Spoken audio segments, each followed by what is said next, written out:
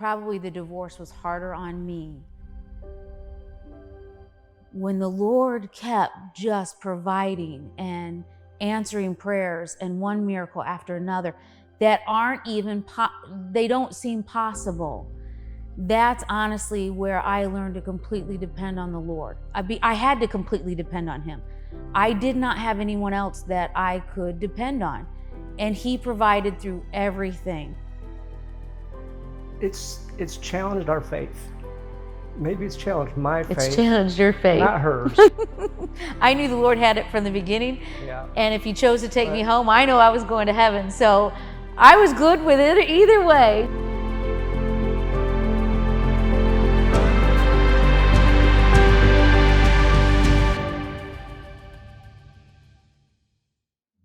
I was actually 16. He was 25. I met him at church, Southside Assembly of God at the time. We got married September 21st of 1991. A year later, I got pregnant with Sarah. I had her in 93, Rachel in 96. Unfortunately, he was a drug addict before I met him, but he had gotten saved, and that's when I met him at church. I was still young, and thought growing up in church, you're saved, you're a Christian, you don't have anything to worry about. He got addicted to pain pills. We battled with that for a couple of years and eventually just got worse. He started using drugs again.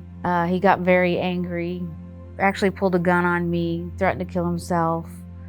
And then it just got worse and worse. We had tried counseling, he'd done 12 steps, but he got eventually into doing cocaine, meth, and it got dangerous. I had to file a restraining order. I had been choked, I had been raped, several different things, because he just got angrier and more unpredictable. He'd leave for weeks on end. I figured out later he had set up cameras, he had tapped our phone. Everything that goes with someone who's dealing with drugs, it's just totally unpredictable and scary. Honestly, I remember him leaving a lot because he was a truck driver. I definitely have more memories of him leaving or him not being there for things. Like even little stuff, I can remember like birthday parties and things because it was during hunting season. He wouldn't be there. Yes. And so it's just one of those like, oh. Or we had to wait for him to do your birthday party. Yes. Yes. If I hadn't done what I did with getting the restraining order, I could have lost the house, taken the girls until they figured out that I wasn't part of it. I could have lost everything. Eventually, at the final court date too, he had committed armed robbery and was put in jail. So I didn't even have to see him the very last day. He lost complete custody of the girls. I had full custody. He was in and out of jail for several years. He was part of a large meth ring in Indiana and got put away, and he's away now until 2028. My mom and dad, who knew Greg and loved him because he went through they did a divorce recovery class, and Greg had done the class. And when I was going through the divorce, my dad said, I just would like you to, here's someone I think you should talk to. Well, he asked me, because we were friends, and he asked me if I would do him a favor. And as a friend, you just say yes, not knowing what it was going to be. And he asked me if I would call Kelley and just talk to her, because I've been through divorce. I was on the other side of it. And reluctantly, I did that. It took me a couple of weeks before I actually called her. But there was something that came out of that. After I got off that phone call, it was like I had talked to somebody that I had never had a conversation like that with before. There was something different. My dad asked me how the conversation went. I said, it was all right, but he wasn't interested. He's flipping through his Bible, and he just did what he was supposed to. He called a couple weeks later, but I wasn't at home. I had some girlfriends that invited me out, so I went out with them. And the very next morning at church, my dad goes, Greg called you and you were not home. And I said, wow, it surprised me because I did not expect him to call. She was not like anybody I had ever met or talked to before. And I knew a little bit about her story and what had gone on. Yeah. And we just struck up this friendship. And it was just, we would call again and again. And then it turned into talking almost every night. Every night he would call me about 8:30. Yeah, I put the girls to bed, and then he'd call, and we would talk till 1, 2 o'clock in the morning. We were so exhausted the next day, but we did the same thing every single night. Every night. One day, Greg called me and asked me if I would go on a date with him. Well, I wasn't divorced yet, so I called my dad, and I said, Dad, Greg's asked me out on a date. What do I do? And my dad says, well, you're not divorced yet, so you can't go out alone. Because he had a son, Taylor, and then I have the girls, Sarah and Rachel. He says, now, if you want to do something with the kids, he goes, that's acceptable. So this was probably November, December. We took all the kids to go see the Santa Claus, and that was the first time we actually went out as a family. My divorce then got finalized on January 15th, and this is of 2003. And we went on our first date that night together. We went to Macaroni Grill in South County, and that was our very first official date. And then we got married April 4th of that year.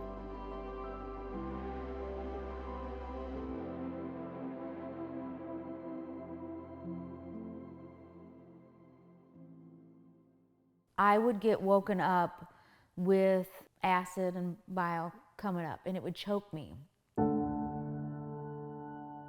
Dealt with it, I think, a week, and we finally decided, well, maybe I should call my doctor.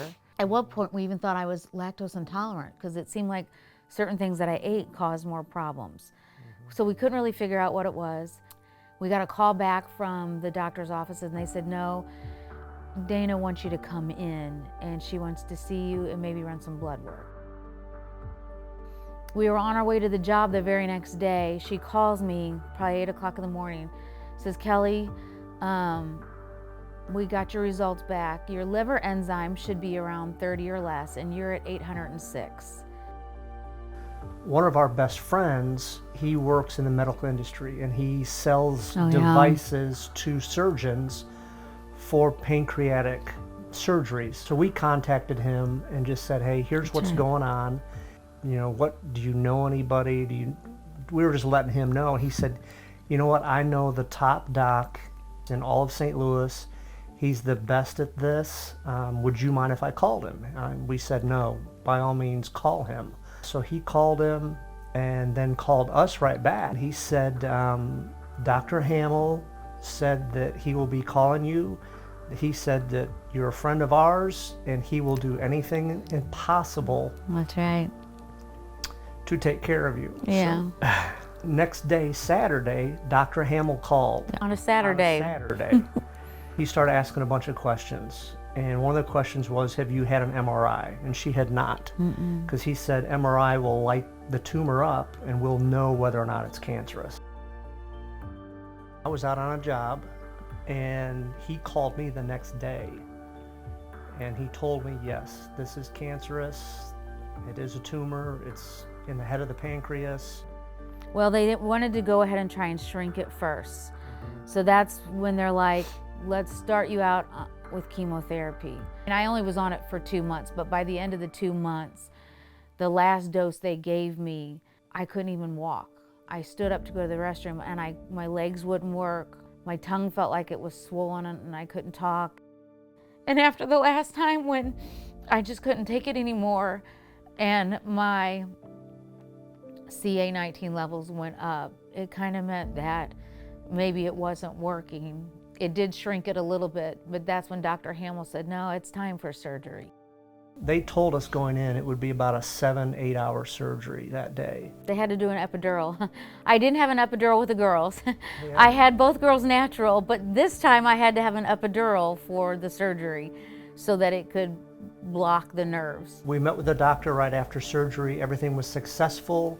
Yes. Everything went as planned, better than ever. Saved the artery, the whole deal, got the tumor. So honestly, when I came out of surgery, I felt fantastic. Then I started to be in excruciating pain. We had all kinds of doctors and nurses come in. They would give her a little something, but it would last 30 minutes to 45 minutes, and then she's in pain again. And you're talking about excruciating pain. I've never in my life seen anybody in this kind of pain. Sarah and I would just be on either side of her, holding her hands, talking to her, just trying to talk her through until she could get the next dose of medicine. Her knees were up and they were knocking back and forth, and this went on until Well, Sarah had to leave at 1 o'clock in the morning. They made Sarah leave because of COVID restrictions. You watch your mom in so much pain, and that's the hardest thing. But then watching your dad try not to be scared was just as hard, because it's like you just know there's nothing you can do but just try to keep saying something. And then when nobody's listening and you're watching both of your parents just... And that's what a parent doesn't want, is for your kid to see you at your most vulnerable. Right. We're supposed to be the strong parent. Well, in that whole hospital visit, I mean, gosh, we saw each other at our most vulnerable and most raw, and yeah, it just, yeah, as hard as it was watching mom, and that's, you know, what's easy to replay, is it was watching dad too. So I think it was like around 3:30, meds wore off again, and I was there with her by myself, and I didn't know what else to do, so I started praying. And I literally just prayed out loud for an hour and a half. Well, within the first 2 minutes of me starting to pray out loud, her knees, her knees just settled, and her legs just dropped, and it was just like this peace just came over her. Her whole body just relaxed. And so we finally just started looking at the bag. The nurse was there, a new nurse now. And so we asked the nurse, how much volume does this bag hold? And she told us, and I said, okay, we knew at what the amount of volume they were giving her. It was like 12 milliliters per hour. And so I said, let's all just do the math. This is real simple. Let's do the math. And so we did the math, and between Sarah and I, we're talking it out, and the nurse is over in the corner, and I said, this bag should be empty right now. And it's not empty. And the nurse turned around and she goes, oh my gosh, you're right. She goes, I'll be right back. So they switched it out, and it started working immediately, and she got relief. So she had gone from probably 7 o'clock that night to 4 o'clock in the afternoon the next day without any epidural, without any major pain management. And then then not even a few hours later, they're like, okay, let's get you up walking. Yeah. They wanted you up walking and moving. The hardest part was seeing my family go through it, seeing my mom and dad, and seeing him and the girls. The girls were scared. And me being the caretaker of the family, that crushed me because I could not be the caretaker. I had to be the one being taken care of. Rachel having to move in the middle of it was very hard for her. The decision to have to move to a different state to get a different job when you find out your mom has cancer was very hard on her. But we knew that was God's plan for her, and that He would take care of me and He would take care of her, and she needed to go and do what we knew God had planned for her. And now our oldest daughter, Sarah's pregnant and due in September, and we have a light at the end of the tunnel. I get through this. I've got this month and then 3 more months of chemo, and I'll keep getting my scans, but I know the Lord's got this. Things will go back to normal, and Mommy and Noni can be Nona and Mom and take care of everybody again. So it's just been a miracle.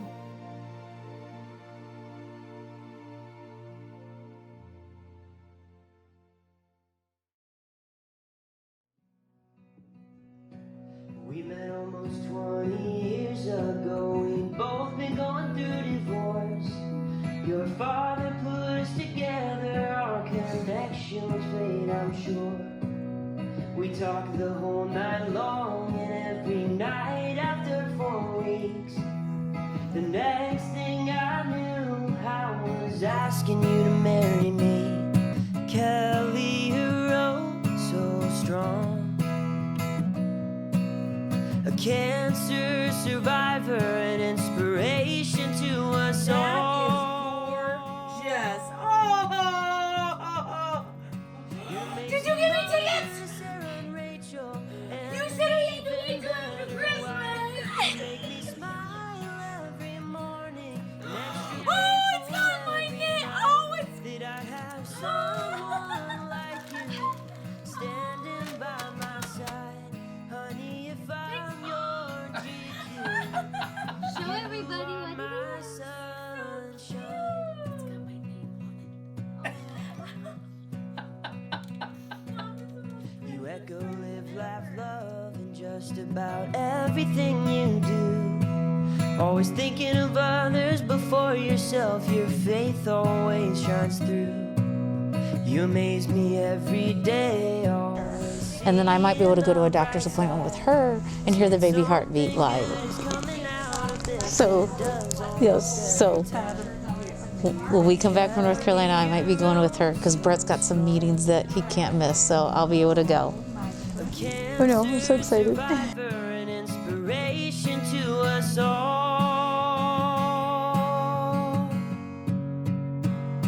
You're an amazing mother to Sarah and Rachel, and an even better wife. You make me smile every morning, and extra grateful every night that I have someone like you standing by my side. Honey, if I'm your GQ, you are my sunshine. That's our nicknames. Quit making me cry. You make me cry. That's what we've been doing.